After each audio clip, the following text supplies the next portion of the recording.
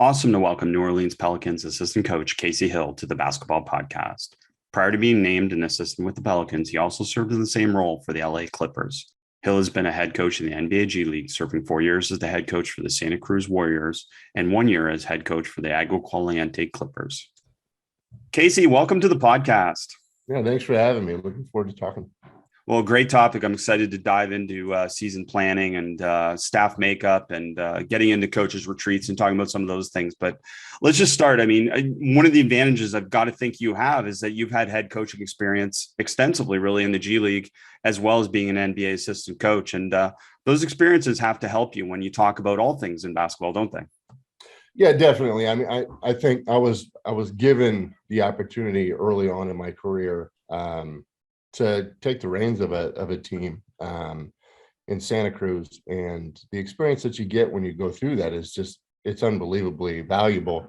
You know, it's all about how you approach it and, you know, the way that things go. And I was fortunate enough to get good players and be given a lot of great resources in Santa Cruz, have good staffs, and we executed on a lot of things that we were given. And from an experiential standpoint, being able to take that and couple it with, you know, my playing experience wherever it was, and kind of filter that into being an assistant coach was huge, and really kind of helped me step right into whatever next role was. And for me, it was being an assistant coach for Doc Rivers in LA, and it was wonderful. It was a great experience.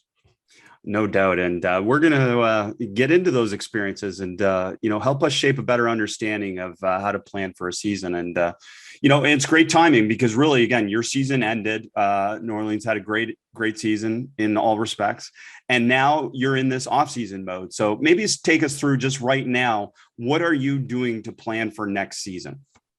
Right now, I'm recharging my batteries, so really nothing. which I wanted you to say, so thank you, because I think coaches don't understand that's so important, isn't it?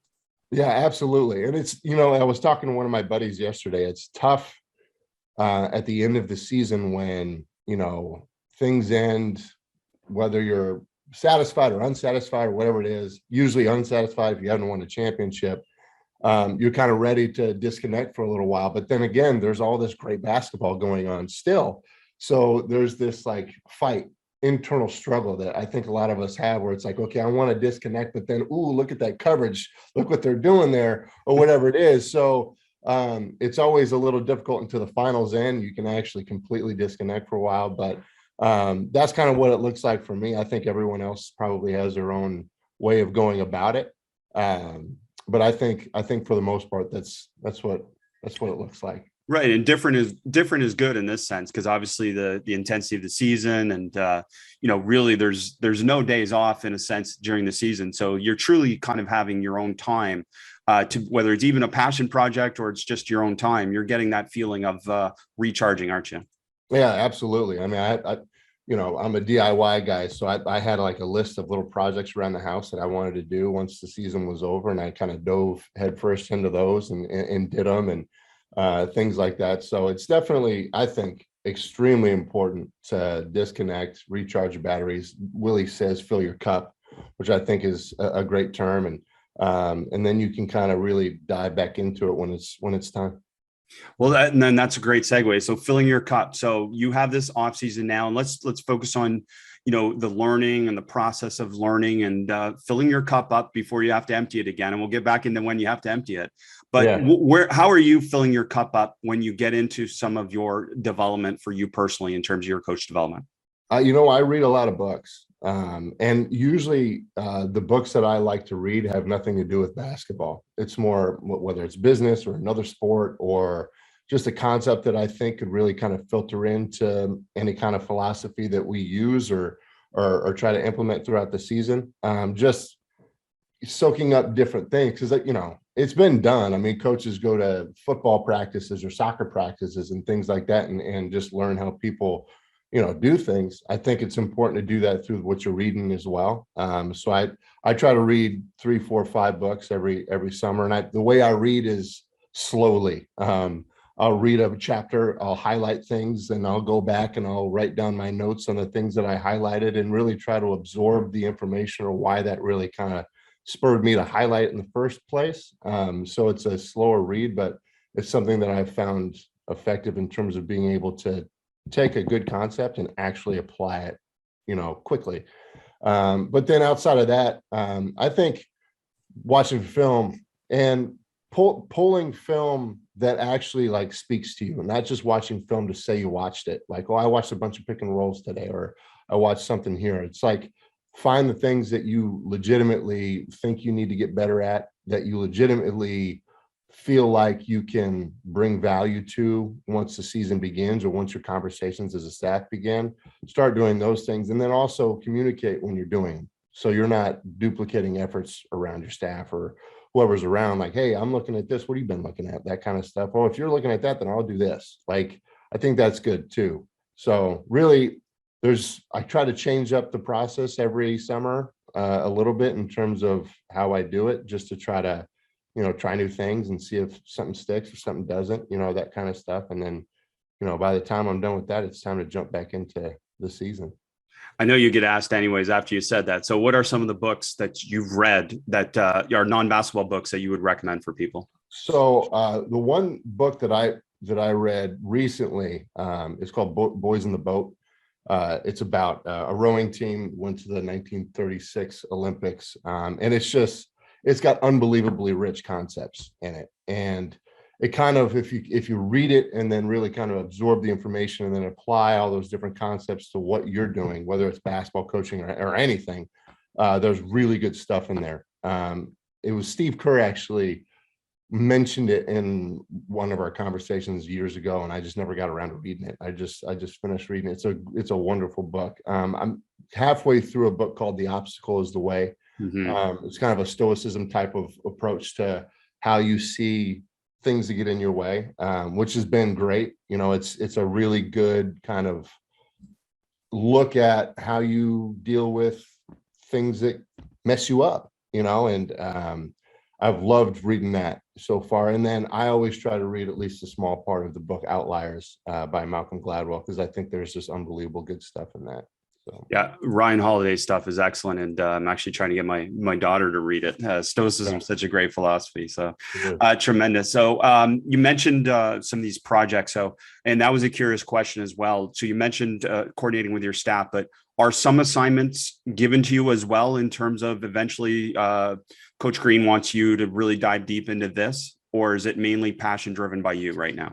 Mostly passion driven. I think once we get to like the 1 month before training camp, 2 months before training camp, we'll start kind of thinking and talking about different things. But right now it's more just kind of recharging your batteries, and then making your list of things that you want to really focus on and diving into them. And then once we get back together and we start talking, there's moments where the things that you've worked on, you can kind of slide those in. Well, here's something I did, and maybe we can apply it at some point.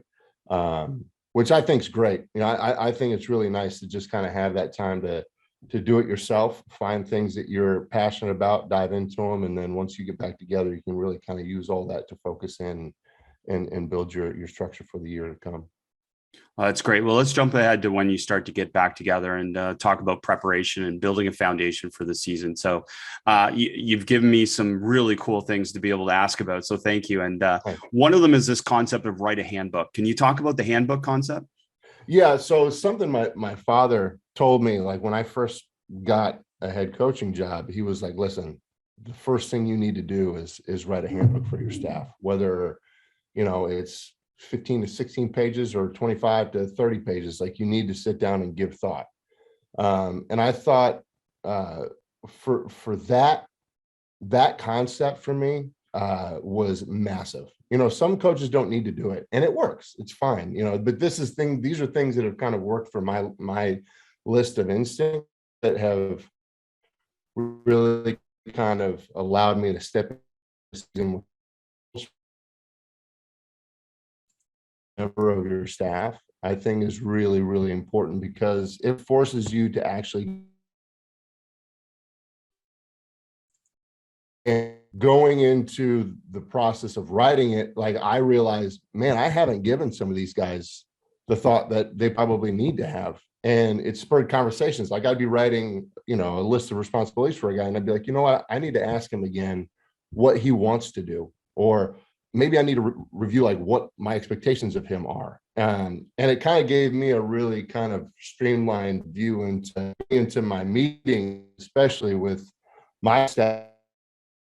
I mean, I had G League staffs, which were probably 30% of what an AF is, but it's still like giving every guy the thought was massive, because then you can streamline your thought process and continue to move forward as you go through your process. So roles and responsibilities, rules and guidelines, expectations, contact list. One of the things that you indicated was player matters and player communication. Can you dive deeper with that one? Because I think that's a great one. Yeah, I thought the one thing that I never wanted to do as a head coach was create this atmosphere of like coaches, players. Like I always wanted it to be intermingled, you know, and I always like when you bring other coaches on, they come from different philosophies, you know, and they a lot of times are mirrors of those philosophies until they kind of become a real part of what you're trying to do. And I always wanted them to understand, like, listen, we're developing a partnership with our players. This isn't like a top down. Like we are going to have communication with them in terms of like conversation, like engage our players in conversation, create an atmosphere of legitimate like discussion. And at the end of the day, what that's going to ultimately develop for us is way more trust. And that was huge for me. One of the first things that we talked about going into things. And then what was the other thing? I'm sorry. It was player communication and. Well, it was this concept of player matters and player communication. So you're basically player matters. Yes. So the player matters was, you know, make sure like everyone's their stuff. Like everyone's got their issues, everyone's got their off the court stuff. Make sure that we're sensitive to those things. Like you can't dismiss what these guys have going on in their lives. You have to be very, very sensitive to them. And that was another thing, like with the player matters thing, it's like, don't mess with off the court stuff if you don't know what it is, but just make sure that you're communicating and you're sensitive to those things so we can develop an atmosphere of trust and comfort when they're under our roof. Well, I love that. I love the concept of players are active participants in what you're doing, right? It's a shared process. So that's tremendous. And then building on that a little bit, you talked about prep the prep. And I love this phrase. I'm big on phrasing. So do what you need to do to feel comfortable with how you like to play that season. It just makes sense, but what an important step for you in this offseason, isn't it? Oh, yeah, absolutely. I mean, I think prepping the prep is just doing the work in terms of before you even start preparing, like do the research, like really kind of dive into things and recognize like, and it's funny because after having been an assistant in the NBA, after being a head coach, like the one thing I've realized is that you can watch a ton of film on a concept that you really like that's hurt you in the past. And it's like, I want to do that. But at the end of the day, you have to make sure that those concepts that you're doing actually fit the personnel that is on your team. Because listen, like if we want to be in a super deep drop because it's been hurting us all season, well, do we have a big that can be in a drop? Or does he need to be up at the level of the screen with backside help? Like those are the things that I think really important, giving thought to how you prepare to go into a season. All right, like prioritize. This makes sense for us. Next step, here's the next thing that makes sense for us. Here's this one that is going to make sense for it. Like going through that and then going into how you prepare in terms of presenting that to your team, I think is massive. It's absolutely massive. And I love this point too, which is don't keep secrets from your staff, share everything. You know, and we might be under the impression that, like, I mean, again, job preservation is important for you, just like it is for a head coach. So talk us through this. Why is this so important? Well, for me, it was always just, you don't necessarily want to duplicate efforts. You know, it's like, it could be as small as after a game, like, here's what I'm going to look at. Here are the things that I'm going to pull. You know, you don't need to do that. Like you focus on something else, or here's what I'd like you to do, or anything like that. And then in terms of your preparation, like, I think it's important to just have an open line of communication in terms of, here are the things that I'm thinking. Here's what I'm thinking. Like, what are your thoughts? Because if you share all those things, it turns into unbelievably like rich conversations and talks that elicit concepts, dynamics, adjustments, whatever it is that you could talk about that you otherwise would not have spoken about. And it's all born from just transparency in terms of, like, I'm looking at, transition defense in the third quarter because we were terrible in third, whatever it is. And, let's talk about it. Okay, cool. Then you move on and do something else. I think that level of communication is helpful for a staff. So Coach Green comes in last year, he's forming a staff. So, and you've had to do this as a G League coach. So talk us through a little bit. What do coaches think about when they're forming a staff? Because it's not just network. It's not just who you know. There's more to it. So take us through that. I can't speak for Coach Green in terms of how he went through it, just because, of course. But for me, the one thing that I always tried to do is hire people who I thought were smarter than me, who, like, I thought could bring something to the table that I can't, and it wasn't very hard to find people that I thought were smarter than me. It's just like, but it was a bit of a, like, you got to swallow your pride a little bit and put your ego aside and think, like, if you go into an interview with a guy, you're talking to a coach that you might hire, and they say some things that are impressive and like, wow, this guy's really smart. He's got his stuff together, or, he does something completely different from what I do. If those things can fit and fill the holes that your weaknesses put in your system, you got to hire them. You got to find a way to put that, especially if the personalities fit with what you're doing, obviously, but you got to hire those guys. And I think you got to cast a wide net for the most part. And for me in the G League, like, there was only so many different types of coaches that I could go after that I wanted to talk to. And I was lucky enough to really kind of grab a good handful of guys that I thought were smarter than me, that brought a whole level of experience that, like, I didn't have. And we were able to kind of, at the end of the day, present a much more well-rounded communication to our players. Like, that, at the end of the day, it's the goal, right? It's what you're trying to do in terms of putting your players in the best position to be successful, win, develop, and all those great things. You have to have a very well-rounded staff that can allow you to do that. And that was my biggest focus going into that, for sure. And then you said, if you want your staff to be good at things, write those things down and make sure to discuss how you want those things to be done. And again, simplicity, really, but, easier said than done. So take us through that process. Yeah. So it really kind of starts with the handbook, right? You put those things in the handbook, whether it's individual things or how you want to do things as a staff. So the first thing that I made sure that our guys understood was the player, concerns and communication. Those matters in communication was huge. But then also, like, if I wanted our interns, our video coordinators, like, their role in practice was to make sure we had an extra ball. I had to tell, like, if a guy falls down in an NBA practice, 15 medical staff run out to up the sweat. In the G League, you don't have that. In the G League, you have to make sure that you have a guy who's going to do that, or have two guys that are going to do that. So towel over your shoulder, basketball under your arm, just make sure you're prepared to keep our stuff running smooth.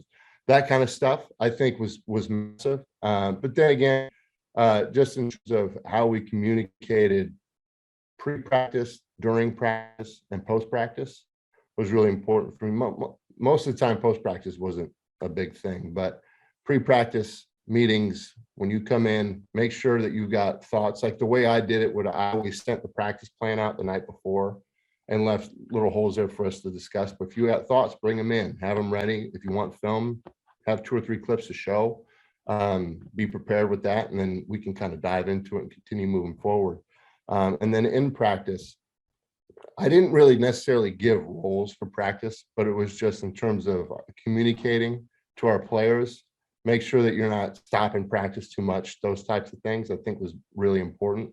And then for me, and I'm sure for you, it's been like when you start a drill, and you're in the middle of a drill and the assistant coach comes up to you and he makes a suggestion on how to make that drill better, right then and there, it's like, oh, we're already in it, man. Like, let's talk about that later. Like, that was one of the things that it happened more in the G League, but one of the things that was a little bit of a pet peeve for me. So we made sure we covered off on that kind of stuff. But, just general, like, here's how we're doing things. Here's how we have to do it. Whether you write it down or you just you communicate it in your meeting. Like, that was massive. Yeah, you want communication, but you want the right time and place for that communication. And that's just, it's probably different among staffs, isn't it? Yeah, definitely different. It's just different personalities and different ways of coaching and different experiences. And, it's funny because, most of us coach, when we get to a level of coaching, we're a reflection of our experiences and who we grew up under coaching with. And, it's important to kind of get all those things in line. And it takes time and it takes a lot of practice and it takes communication and meetings and things like that. But once you get to that level, your staff really starts to move, So I think that's huge. And then getting into the staff retreat concept, number one, they happen at the NBA and the G League level, right? And then number two, are they traditionally like 3 days, 2 days? How long are they? I mean, for me, it was usually 2. Yeah. Others will be longer depending on how prepared you feel like you need to feel going into a season, things like that. I mean, NBA guys will go to a resort or whatever it is. For me in the G League, we just kind of stayed in Santa Cruz and went to the great thing was we had our arena was ours. It wasn't like contracted out ever, so we could just go in there. So I set up a whiteboard, a table and chairs at half court in our arena and kind of set the agenda for the meetings, and then we would go through it. And those were, anytime you're preparing, like, that's the most fun for me. Like, sitting there, getting organized, communicating, arguing, learning about each other, all those things, absolutely massive. And we would just go through our agenda. Okay, how are we going to handle practices? How are we going to handle our defensive philosophy, offensive philosophy? Okay, now game planning.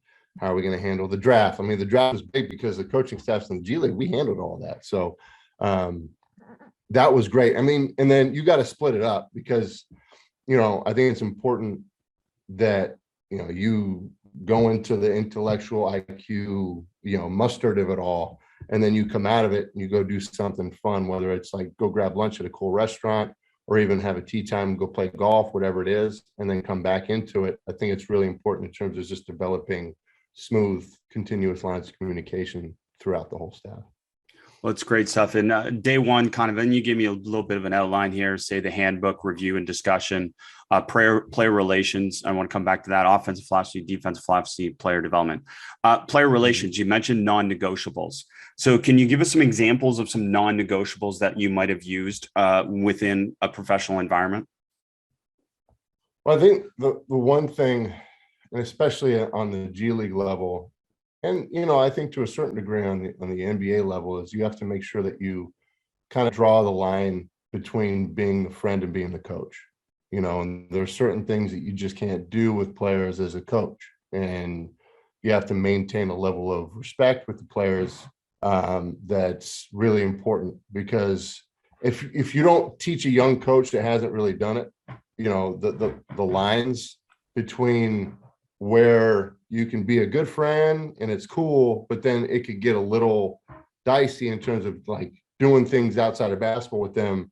You got to be careful with that and communicating that early on in terms of like, here's what my expectations are. Like, you guys can take them to dinner, have fun, do all that kind of stuff, but then you just got to keep it as professional as we want to. And that's going to help you in the long run when you have to sit conversations with a guy.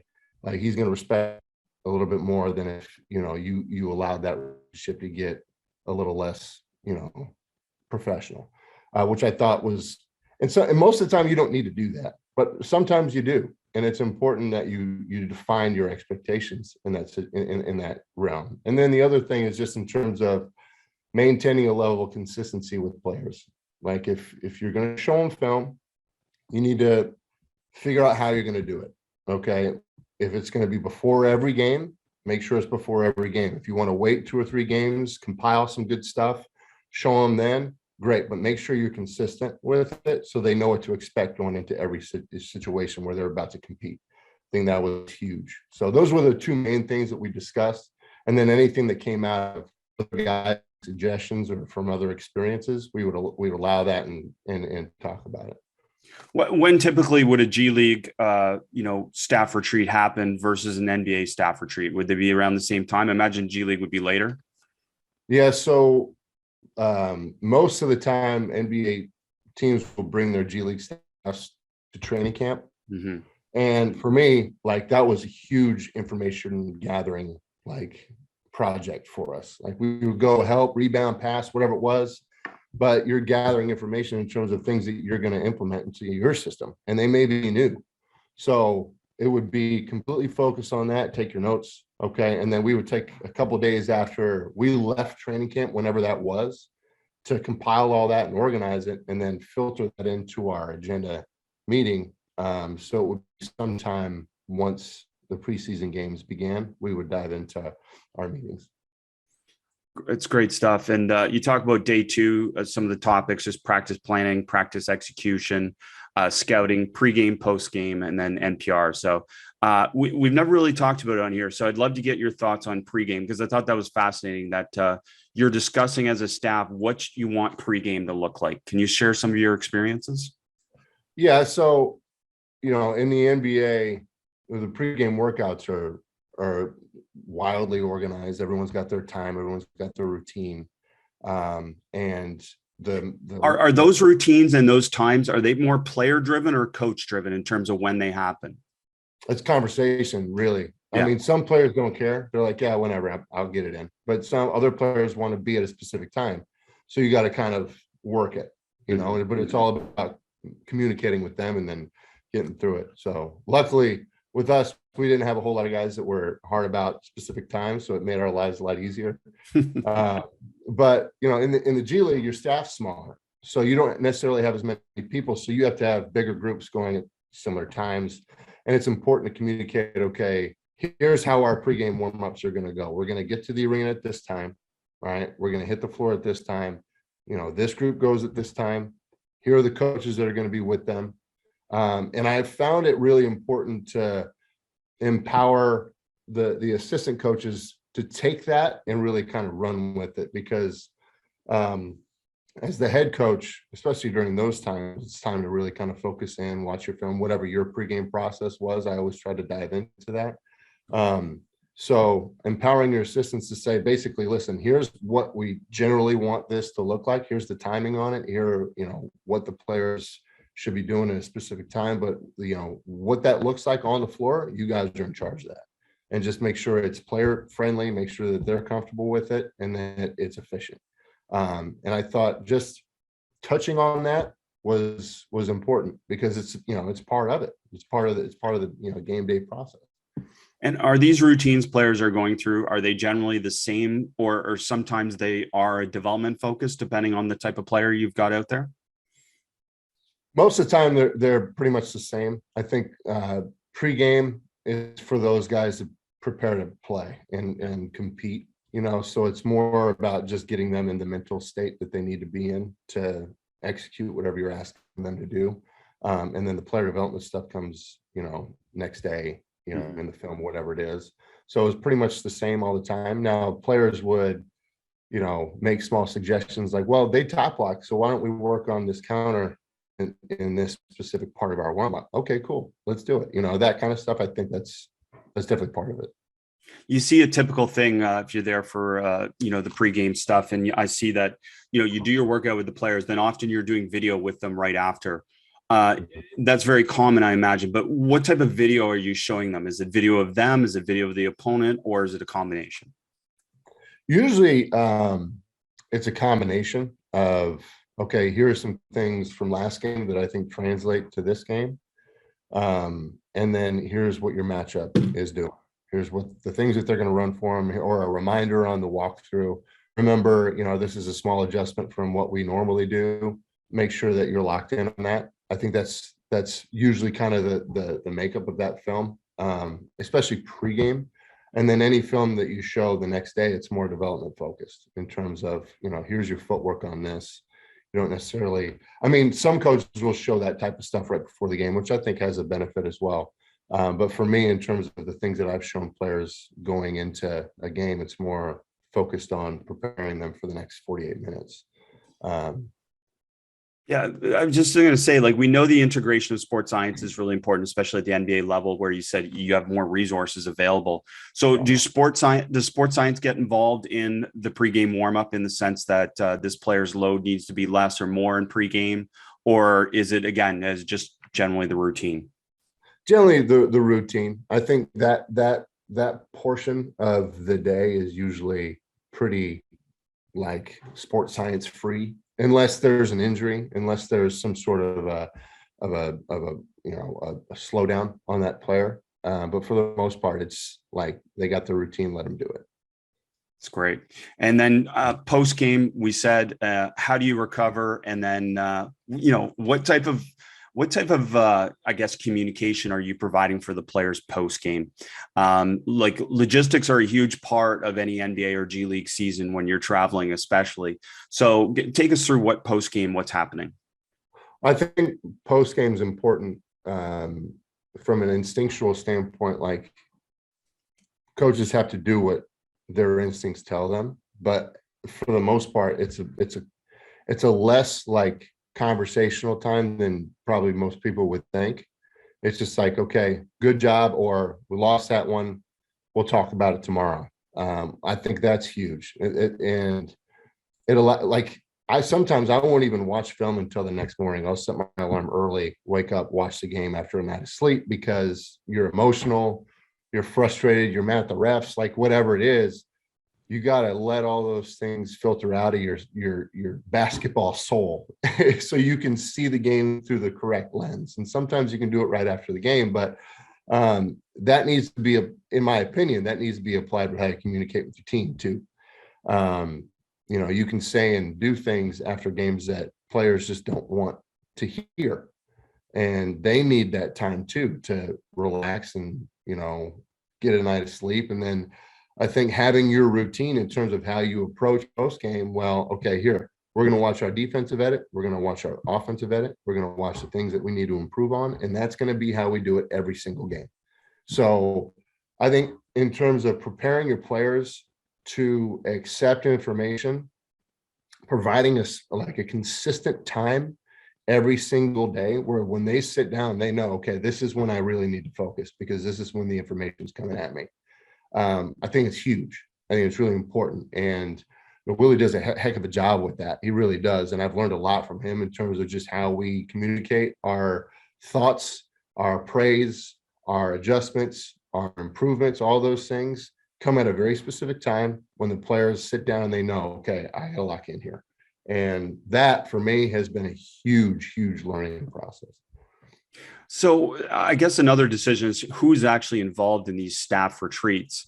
And I say that from the analytics perspective. Are the analytics people involved in these staff retreats, or is that something that's integrated later? It's funny for me. We didn't necessarily have an analytics guy, but we had one in LA, and Doc made sure that he was in all of our meetings. You know what I mean? And he was specifically focused on being a part of the coaching staff. So he was in everything. And I thought that he would, you get in an argument, everyone would just look at him, like, okay, pull the numbers up. Like, what is it? But also just having a very healthy relationship with analytics, I think is so important, because at the end of the day, they are a part of our game, and they can absolutely help you if you just do it right. If you give it the thought that it needs and apply it to your philosophies the right way, yes, have them in there for sure. But for me, on the G League level, we try to implement as much of the analytical stuff as we possibly could, but it didn't necessarily make as much sense because your roster changed so much that the analytics from last year probably didn't necessarily apply as cleanly as you would have liked them to, Not a big enough sample size. Yeah, exactly. That's the go-to, I know. Yeah. So, but I mean, you've referenced this, define your relationship with analytics, and you mentioned a small plane team analogy and some Yeah. mirror analogy and all these different analogies. So, I want to dive into these because I think that's really important for coaches to kind of understand some of these analogies that might help them better integrate and work with analytics. Yeah, I mean, we've seen analytics kind of, once it kind of really entered into the fold, um, you know, just like anything in the United States, like if something different comes along, it's going to be polarizing, right? And I thought analytics definitely had that effect on basketball. I mean, the old school coaches who just didn't necessarily want to have to think about those things were just like, no, we're not doing that. I don't care about the numbers. We're doing it the way I want to do it. And over time, you've seen analytics have such a massive effect on how things are done and how the game is played. I think it's so massively important to define how your relationship with that is going to be. And it's got to be a good one because it's a real thing and it's part of the game. And if you approach it the right way, it can absolutely be a mirror that you basically put up your own philosophy against. And you can either make decisions in terms of, okay, here's what we're doing. All right. It's not eliciting the numbers that we necessarily want it to. Okay, then it allows you to make the decision. Do we need to focus on this more, practice it more, change some of the ways we're working on it, or do we need to completely change our philosophy and go a different direction?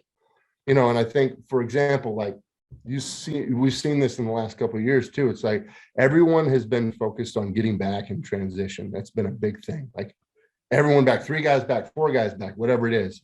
Get back, identify risk, whatever it is. Everyone's got their own terminology for it. But then now you're seeing teams doubling down on offensive rebounding. And there are certain teams that are in the top 10 in offensive rebounds or second chance points in the NBA and in the top 10 in opponents' fast break points. And, if you're crashing the glass and forcing those guys to block out and stay in your court, like they can't leak out as much. So analytics definitely affected that. I can guarantee you that it had an effect on that. And then if you go down the line in terms of the small little nuances that you see in our game, they've definitely had an analytical kind of flavor to them in terms of how your decisions are made and how we're going to approach it. And going back to having a relationship with it, you got to do the work. And you have to have the conversations with the analytics people and have the relationship with them that you're going to accept their information as suggestions and not reasons why you're screwing up. It's great. It's great to hear that. And, and kind of reference this as disagreements, and that being obviously good for a staff is to have these disagreements and these discussions. But then you also talk about some phrasing, which is discuss, argue, and align. Can you talk about that process of getting back to that alignment? Yeah, definitely. I mean, I think, again, arguments are really important to have. You never want to just sit there and agree all the time, because you're just going to be, one dimensional as a staff or as a team or whatever it is. Like, I think you have to learn how to argue. You have to learn how to lose an argument. You have to learn how to, disagree with someone, step out of a room, execute something you maybe didn't agree with early on, and then experience success through doing that. All those things are massively important for staff to go through, but also I think just development wise as a coach, like none of us are ever done developing. The game's changing constantly every day, every year. And having different perspectives on things, arguing with them or agreeing with them, whatever it is, and then stepping out of a room aligned with, okay, I'm not 100% on board with this, and they know that, but I'm going to teach this like I'm 1,000% on board with this because that's what we need to do. And then when those things work, it's just like, okay, this process works. It's not like you were wrong. Like, okay, I was wrong that time, but I could be right in the next conversation. I think the agreement, the disagreement, and then aligning, massive. And that was one of the biggest things that my dad kind of made sure to communicate with me as I was a young developing coach, was like, don't be afraid to disagree, but then also don't be afraid to admit when you're wrong, and then apply what you just learned to your development. And if you can do that with thick skin and really good respect for your peers, it can only make your staff stronger. So we're at our staff retreat. Casey Hill and Chris Oliver, assistant coaches, disagree on something. How does that look? And then how does that look relative to a head coach? What is the head coach's responsibility in that? Is it to let that argument go and then, bring it back, or take us through that process? It's funny. I think it's important, again, like, you got to trust your own instincts in those moments. But I think as long as you guys aren't screaming and yelling at each other, standing up, throwing their. We'd be very respectful, coach. Yeah, exactly. Like, you let that go. Yeah. I think because that relationship's going to be really important for you, and allow those two guys to have that discussion, to have that argument. And I think the biggest thing as a leader, or just anyone who's on the outskirts of that conversation, it could be between the head coach and someone else, but you have to listen. You have to sit there and legitimately listen and be a participant in that argument without actually speaking. And then once things fizzle down, when the decision is made, like, here's what we're going to do.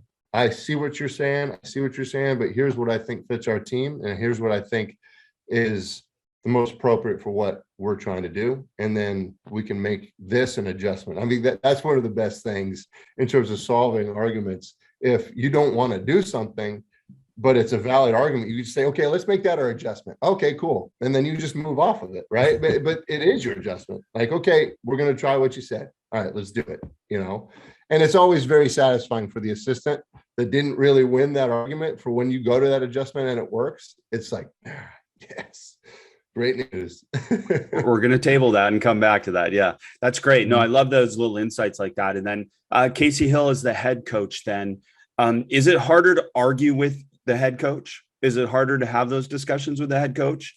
And if it's not, it's because you've created the right culture and the right environment. So take us through that. How have you created that environment for Chris Oliver to be able to argue with you? I think it really kind of depends on the head coach. Mm-hmm. I think it really does, because I think some head coaches won't put themselves in position to be argued with, and if you're willing to put yourself in a position where there are arguments and rich conversations going on around you, then you're probably going to be willing to argue with somebody. And especially for me, like I said, I try to hire people and bring people in that I thought were smarter than me. So naturally, I was going to be learning some things from them, or, something completely different coming at me. When you're arguing in those moments, you have to argue as equals. I think is really important, and make sure that you maintain a level of respect, which I've been fortunate in my time as an assistant coach, that every head coach I've worked with has been amazingly open to suggestions, loves arguments, but also maintain this level of like mutual professional respect that allowed us to really, and moving forward is so important, to not take a step back because someone's feelings got hurt, or because you just told me to shut the hell up and stop talking. That never happened for me. And I'm sure it has happened. It definitely has. And I think it's important, if you're going to put yourselves in a position to argue, then you need to argue the right way. That's great stuff. And another part you referenced already is, when you get into the basketball stuff, the technical and tactical stuff, how you're going to practice, how you're going to play, what sets, special situations, etc. Is this happening through video? Is this happening on court with the coaches walking through it? Can you take us through that process of the staff retreat? I think every year for me it was a little different, Mm-hmm. just because of the makeup of my staff, but film is always a big part of it. And I've always been a big believer that you got to watch film with your staff, because that's when you really start to blend your instincts. You run it back, look at this, and it's something you didn't see. Okay, run it back, look at this. It's like you get to learn how other people in the room see the game. And it's the best with film because you can rewind, and that's huge. and it helps the younger coaches as well, because as a head coach, it allows them to see the game kind of through your eyes a little bit, which I think is huge. One of the coolest things that we did in Santa Cruz, and we had some really great resources in Santa Cruz. We had Playsight and Key Motion, both of them. Basically, those cameras that no one needed to operate, they just followed the action on the floor, right?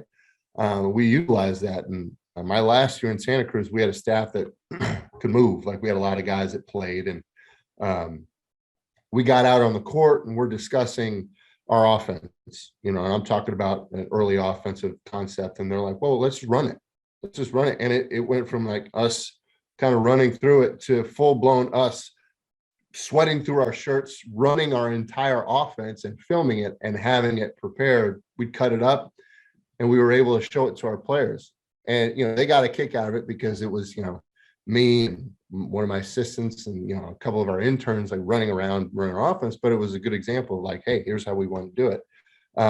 So I think it goes differently every time. I think it's great, because it shouldn't go the same every time, because it should be really a reflection of the personality of the staff that you're developing. I think it's really important. Take us through video then. Are you doing group video sessions with players? Let's go more in season, preseason. Are you doing group video sessions, or is it more individual based video sessions? And then when you do the group video sessions, how are you assigning that responsibility as the head coach? So, and I think this is kind of different for everyone that coaches, or maybe the same, but I think individual film is important. Like, you assign a coach to a player, or assign a coach to a couple players, and you're in charge of their film. And I think early on, how do you determine which player gets assigned to which coach generally? And does it switch within the year on some staffs? You know what? I've never been a part of a staff that switched it up. I've heard about it, but I've never experienced it. And I'm sure that's probably got some different values that I've never really experienced. But for me, it's like, okay, it's more of a feel. Like, okay, this guy's got a good feel for the point guard position, or, he played point guard, or whatever it is. He coached and his philosophy was this, and it's better for the bigs. Like, you kind of figure out what the personality of the coach and apply it to what level of, or what amount of players you want to give them to. That's kind of how I've done it. If you have more veteran coaches, you probably put them with, your lead assistant, whatever it is, because their players are a little bit less in need of things. So it gives them more time to focus on their scouting, whatever it is. But then going into the film, it's like, you have your edits, you show the players, and then basically the way I did it was, your two lead assistants are going to take the offense and the defense, and they show the edits to the team, and having a consistent, like, length of time, a consistent level of communication in terms of how the edits are broken up. Like, okay, we're always going to start with transition.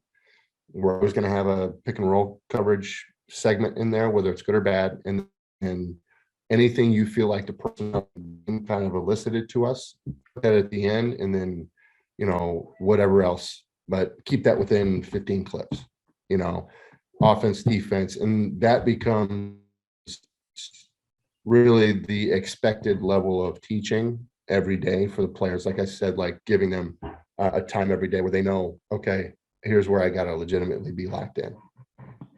It's great stuff to understand. And is it a similar process for walkthroughs, in the sense that certain coaches have certain responsibilities? And is that decided that far in advance at the staff retreats? So walkthroughs definitely were discussed with me. And there was a specific format. And this was something that I kind of kept, because I found something that worked and stuck with it, in terms of how a walkthrough, or really a shoot around, was formatted. And usually it was whatever coach had the scout, like, he had the walkthrough portion of the shoot around. But then we got to a point where the first, like, probably 25, 30 minutes of the walkthrough or the shoot around was pretty scripted. Like coaches had specific responsibilities throughout the process that they just kind of, you didn't even have to say anything to them. Like they just knew, okay, then it's this time, I got it, we'll do it. And then once we got to a certain point, it was like, okay, walkthrough starting, scout coach has it. It's great stuff. I guess when it comes to scouting, and without diving too deep into the scouting rabbit hole, do certain coaches, like, do they request certain teams? Like, would they do that? Like, you're very experienced with certain team. Is that something you would offer as saying that's it? Or is that generally not happen? Yeah, no, I think definitely, if a coach comes from a coach, like if I, you have an assistant that comes from a coaching tree and that guy's the head coach for a specific team, he's got that team. Like, it's just, you understand terminology, you understand, philosophies and things like that. And it just gives you a small leg up in terms of when you step into preparation for that team. That's huge. I mean, it just makes sense too. And, the scouting process in the NBA is something I've grown to like absolutely love. It's one of my favorite parts of my job. It's where you get to learn, man. And it's where you get to prepare messages for a team, and really kind of throw your passions into it. And I love it.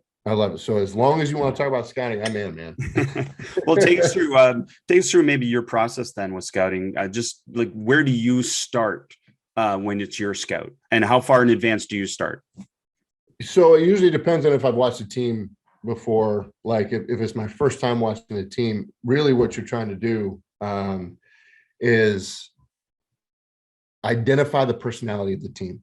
Like, what are their values? What in terms of just watching them on film, like what are the values that you can just perceive right away? And I think some teams, it's very clear. Okay, this is a middle driving team. They want the paint, and everything is born from that. Or this is a high level pick and roll team. Whatever it is, you can identify it. Other teams, it takes a little bit longer. And then as you kind of dive a little bit further into it, then you really start creating your edits. Like I watch every possession and take a note on every possession. And then, Sports Code is one of the most unbelievable resources that we have. And it allows us to do our jobs at an unbelievably efficient rate.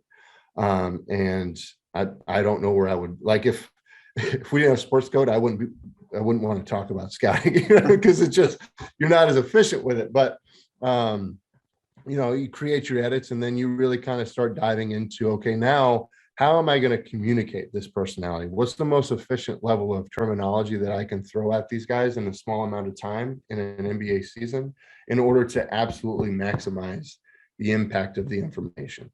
And that for me is one of the more interesting parts of doing this, because it forces you to kind of step outside yourself, learn from other coaches, find different ideas and work them into how you're communicating with the staff. Because, a lot of times you're going to show what you're going to present to the team, to the staff, have a conversation with them about that, and then go into the team and show that to the team. So the preparation that leads into those things is it's great. I love it. So the decision, about actually, and let's go back. Actually, this is a great example of fill your cup, and then you have to empty your cup, right? Because I know one of the hard parts for Scout for me was I got really excited about so many things that I thought we could do or take advantage of, etc. But then you can't do them all, and that's the challenge. So before you empty your cup, are you first showing the majority of it to the coaching staff, and then they help you empty the cup? Yeah, I mean, really, at the end of the day, that you fill the cup, but you organize the cup as well. So basically, what you're showing the staff is what you believe is the finished product. Okay. And then you can make small trims or edits or additions to that as you kind of go through it. And the great thing is when you're organized enough to show it to your staff, and they understand, like, this is the final product of what you want to show the team. They could have seen a game that team played, a couple of days ago, or having coached a player or coached with a coach or anything like that. Great experience. That's the moment for them to speak up and add value to what you're doing. And I think from a just organizing your time perspective, it's great to have those moments, because I can know someone as a scout and we got this game coming up and it might be a big game. Instead of interrupting them while they're going through their process of developing that organized product that they're going to show us, I know I've got the time. All right, I'm going to make this point to him when he's done, because he may have already seen it. So that I love that. That's huge in terms of just how you respect each other in terms of going through each other's processes and then having the moment to dive into that. I got off on a tangent and I forgot what your original question was. That's great. I love your tangents. We learn more on tangents, I find sometimes. Well, I want to bring it back actually more even to the debrief after the scout. So you play the game. And I think really the important process is also for you, and I don't know if this is with you or with the staff or whatever, that you debrief on the scout, and it helps guide you for the next time, because you play multiple games against the same opponent over the course of a season. So I'm just curious about that process, what you do for debriefing on your own scout. Yeah, so it's more just personal, because you once the game's over, you're moving, you're collecting the things that you need to learn for your team to throw at them the next day, and then you're moving on to the next thing, because they just come at you so fast, so it really kind of comes down to, for me, what I like to try to do is make sure that I watch my edit, I watch my film, and I'm creating a bunch of different edits as I go through the game, right? Like one for a player or two players, whatever it is, but then, okay, great examples of why we're going to do this next time we play the team. Great examples of why we need to adjust a specific thing, and it could be a portion of what I show the coaching staff before we go into our scout the next game. But having those things prepared and doing it in an organized way. And then, the great thing is analytics departments and every team in the NBA, they send out reports after every game, so you can take those numbers and apply them quickly to any philosophy that you thought worked or didn't. We tried to do this in this game, but look at the numbers against it. Like, we got to adjust that. What are your thoughts on that? I think it's important, but having a streamlined process that you can execute after every game is important, because you could have another scout in 2 games that you have to focus on. So, like, there's only so much that you can do without getting inefficient time-wise, and then getting behind on your next project or whatever it is. So finding that balance for yourself in a post-game atmosphere is really important, because you could really harp on things and spend too much time, and you can get behind on other things. It is one of the advantages of the professional level when you have so many games coming at you that you don't have time to stay in the past. Do you? I mean, you get back to present focus quite a bit, as opposed to, sometimes in college or high school, you have multiple days in between games. So I got to think that's an advantage, isn't it? Yeah, that was definitely an advantage. I mean, it could be a disadvantage, because especially the younger the NBA gets, the more time you need to develop these guys and communicate. But the great thing is, and this isn't a great thing, but it makes coaching a little bit easier. The same mistake probably continues to be made. So if you have a long view on it, and you say, okay, listen, this is an issue right here that we're not going to be able to fix right away, but we can do it over the next 10 games. So let's be thoughtful in terms of how we massage this issue out of our system. And that's where I think the great coaches do it. And it's something that you don't see, as a spectator or as a fan. Some of the best coaches in the world recognize an issue and don't try to like smack it out of the way right away. They understand, okay, we're gonna slowly communicate and build this thing out of our system as we go over the next 7 to 10 games. And that's huge. Well, I'm glad you shared that, because we've shared that a few times on this podcast, this concept of fans or media saying, oh, you didn't make any adjustments. And it's just, again, it's just not that simple, and it's not that easy. There's no magic wand. I mean, I think their perception of what an adjustment is completely differently than the reality, isn't it? Agreed. And I mean, adjustments are really hard to see. Mm-hmm. And adjustments are are hard to do sometimes, and sometimes the adjustment that the team that the outside world wants you to make makes absolutely no sense for the team that you have. Like, go small and switch everything, but we don't have a small lineup that can guard those guys out there, so we're not going to do that. It's things like that if you let that the mad world kind of get into your brain, I mean, it can really mess you up. So yeah, definitely. Do you listen to any type of media or any type of stuff like that in season? No, I didn't think. It's funny. I just last year realized what hoop type was. I didn't even know what that was. Growing up as an NBA coach's son, I'll never forget this. I was in seventh grade. My dad was coaching the San Antonio Spurs, and he got fired. At the time, it was a controversial firing. And there was a specific columnist in San Antonio that just kind of had it out for my dad. I came home from school, and my mom was sitting at the kitchen table crying because she had just read that article.